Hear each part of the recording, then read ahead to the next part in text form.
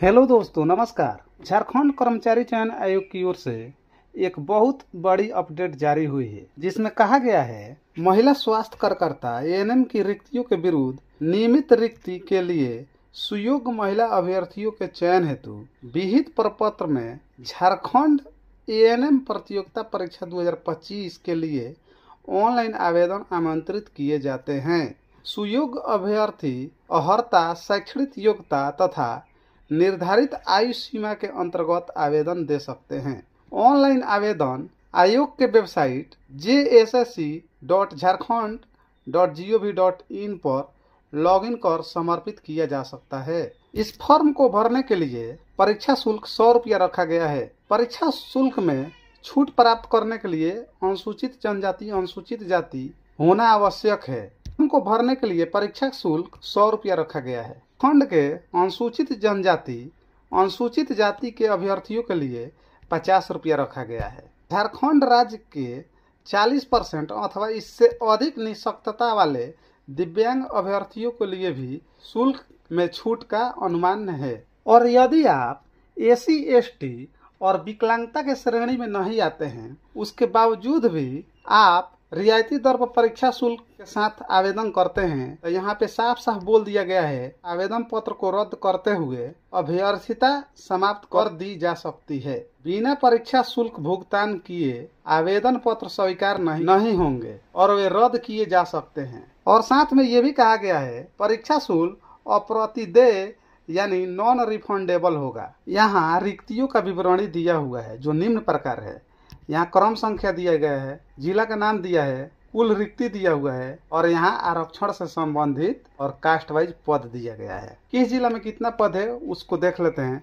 Number 1 पे है धनबाद में 134 पद है। सिमडेगा में 150 है। पूर्वी सिंहभूम में 172 है। पश्चिमी सिंहभूम में 200 है। देवघर में 92 है। रांची में 245 है। गिरिडीह में 72 है। बोकारो में 130 है। चतरा में 84 है। पाकुड़ में 126 है। गुमला में 203 है। हजारीबाग में 127 है। कोडरमा में 54 है। लातेहार में 60 है। गोंडा में 122 है। पलामू में 180 है। साहेबगंज में 98 है। दुमका में 114 है। गढ़वा में 131 है। खूंटी में 96 है। रामगढ़ में 63 है। लोहरदगा में 55 है। सरायकेला खरसावा में 95 है। जामताड़ा में 117 है। यानी कुल पदों की संख्या जो है वो 3020 है।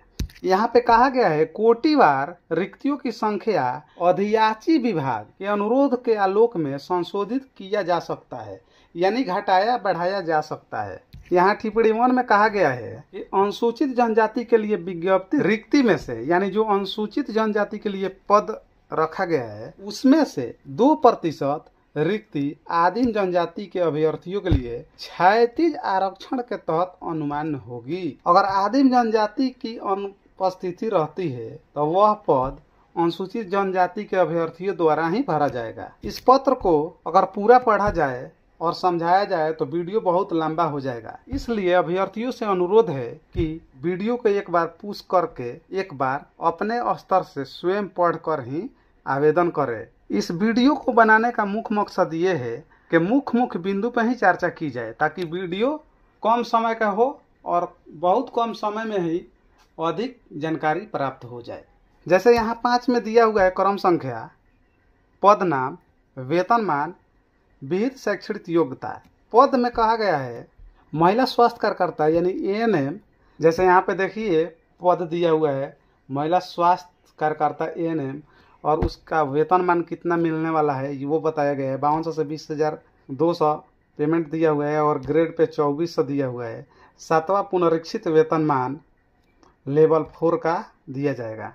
इसके लिए योग्यता यहाँ पे रखा गया है मैट्रिक या 10वीं पास, न्यूनतम 45% अंकों के साथ उत्तीर्ण होना चाहिए। 18 माह का एएनएम प्रशिक्षण उत्तीर्ण तथा झारखंड राज्य काउंसिलिंग से निबंधित होना चाहिए। यहाँ पे न्यूनतम शैक्षणिक योग्यता को दिया गया है। अभ्यर्थी को आयोग में आवेदन प्राप्त होने की अंतिम तिथि तक वांछित न्यूनतम शैक्षणिक योग्यता उत्तीर्ण होना अनिवार्य होगा। अर्थात शैक्षणिक योग्यता के निर्धारण के लिए ऑनलाइन आवेदन भरने के अंतिम तिथि के आधार तक रेफरेंस डेट माना जाएगा।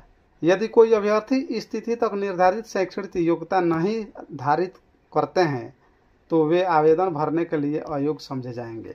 खेलकूद कोटा के अंतर्गत आरक्षण का दावा कला संस्कृति खेलकूद एवं युवा कार्य विभाग झारखंड के संकल्प संख्या 1709 दिनांक 12/9/2007 द्वारा श्रेणी ख के पदों पर सीधी नियुक्ति हेतु निर्धारित निम्न मानक के अनुसार अनुमान्य होगा। यहाँ नीचे में दे दिया गया अंतर्राष्ट्रीय ओलंपिक कमेटी अथवा उनसे संबंधित फेडरेशन द्वारा आयोजित प्रतियोगिता में मेडल प्राप्त होना चाहिए।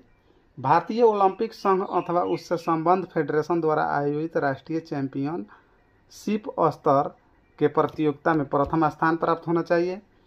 राष्ट्रीय स्तर की प्रतियोगिता में विश्व रिकॉर्ड होना चाहिए, तो ही इस आवेदन को भरने में छूट प्राप्त होगी। न्यूनतम उम्र सीमा की गणना 1/8/2025 से की जाएगी और अधिकतम उम्र सीमा की भी गणना जो है 1/8/2025 से की जाएगी।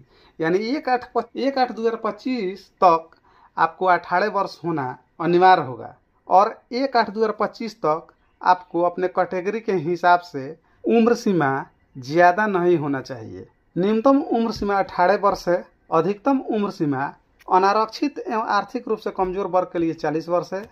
अत्यंत पिछड़ा वर्ग अनुसूची 1 एवं पिछड़ा वर्ग अनुसूची 2 के पुरुष के लिए 42 वर्ष होना चाहिए। महिला अनारक्षित और बैकवर्ड क्लास अनुसूची 1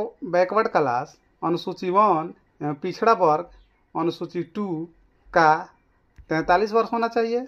अनुसूचित जाति पुरुष एवं महिला के लिए 45 वर्ष होना चाहिए।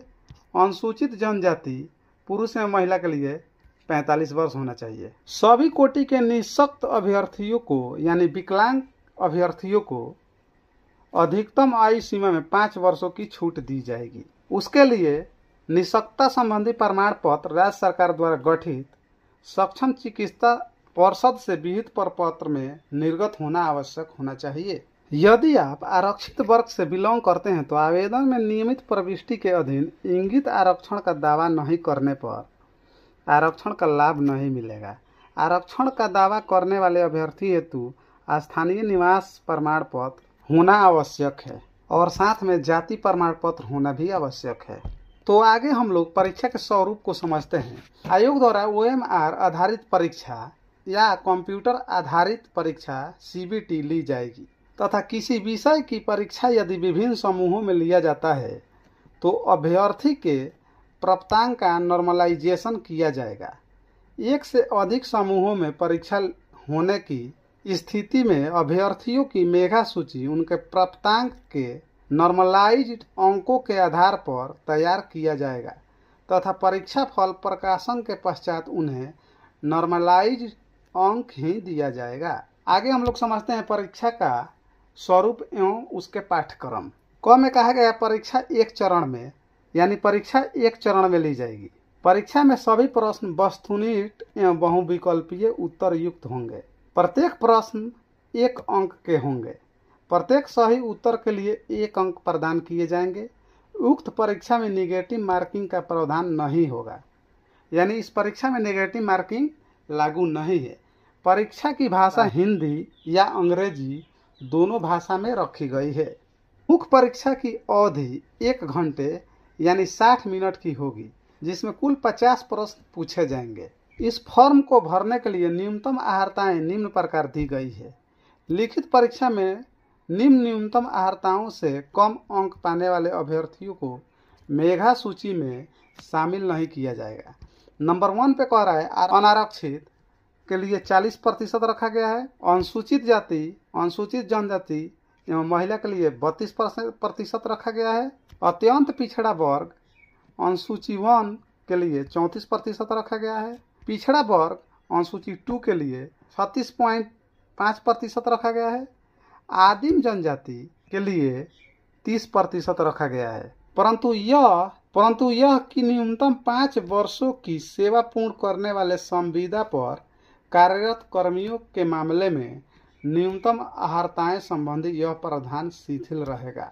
मुख्य परीक्षा के आधार पर मेधा सूची का निर्माण, लिखित परीक्षा, मैट्रिक, इंटरमीडिएट, तकनीकी प्रशिक्षण एवं संविदा पर कार्य अनुभव के आधार पर मेगा सूची का निर्माण किया जाएगा। उपर्युक्त उपकंडिका 20 के आधार पर कोटिवार न्यूनतम अर्हताएं प्राप्त अभ्यर्थियों के कुल प्राप्तांक की गणना निम्नवत की जाएगी। आयोग द्वारा आयोजित परीक्षा के प्राप्तांक के लिए 50 अंक होगा।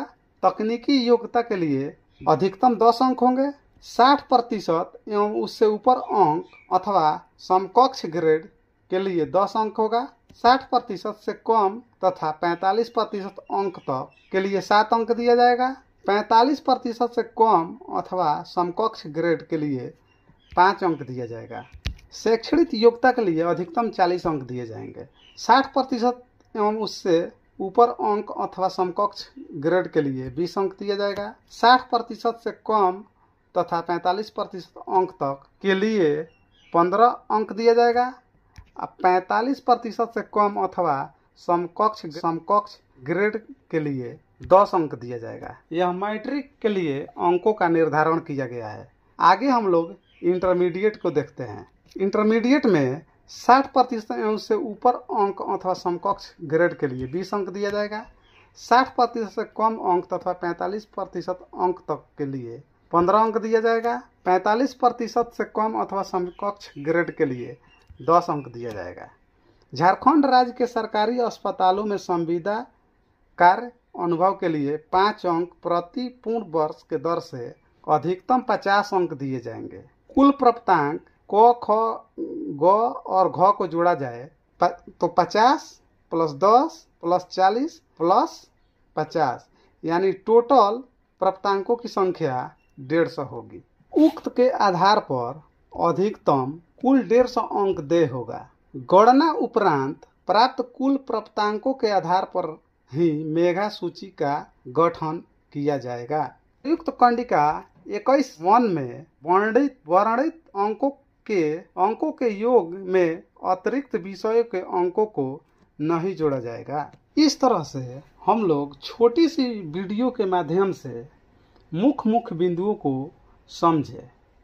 अगर वीडियो अच्छी लगी है तो लाइक करें और इस चैनल पर आप नए हैं तो इस चैनल को सब्सक्राइब करें। थैंक यू, धन्यवाद दोस्तों।